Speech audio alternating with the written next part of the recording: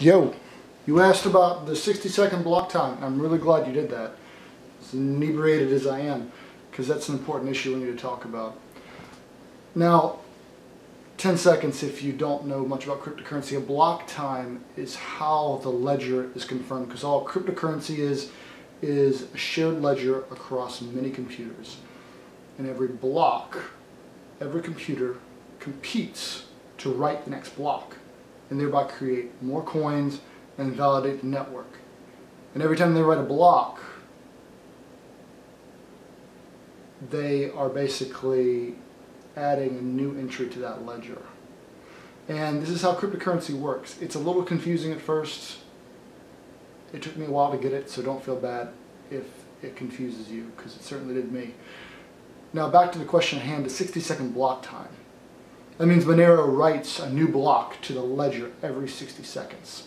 Now Satoshi Nakamoto, when he originally created the Bitcoin block time of 10 minutes, he was not a fool. There was a specific reason why he chose 10 minutes. You see, information propagation over the network, like the internet, is not perfect. It doesn't happen instantaneously. In an ideal universe,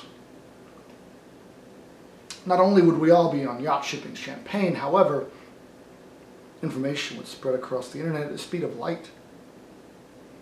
But that doesn't happen in the real world. In the real world, there's lag, there's issues. It takes time for newly found blocks to propagate to all the different nodes who are trying to mine that block.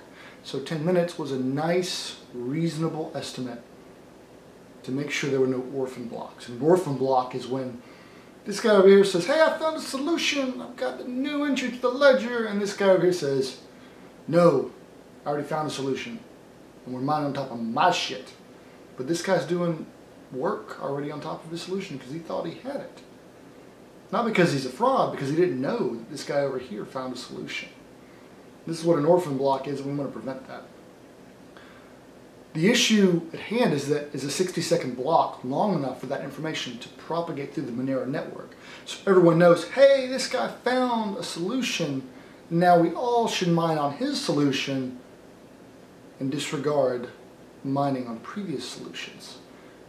The good news is that a lot of the developers have been discussing this, and they have agreed, I believe, to increase the block time. That's the discussion I've been seeing. I think in the next hard fork, the next release, major update, we will see the block time increase. And the consensus right now is 2 minutes, which is a good compromise, because 1 minute is too short. And I always said that was the biggest weakness in Monero, is the 60 seconds was just too short. There might be some nodes who are not playing the same game, and it's very important we keep the game fair for a decentralized technology. But with a 2-minute block time, and Litecoin has tested this, there are a reasonable to low to no number of orphans. And everyone has a very equal playing field on which to mine.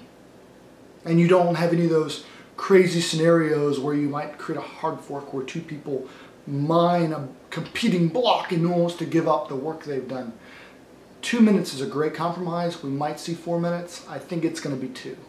And that's going to fix what, in my opinion, is the biggest flaw in Monero. And I think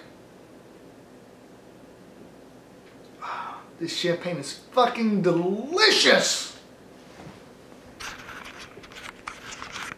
Can't find the button. There it is.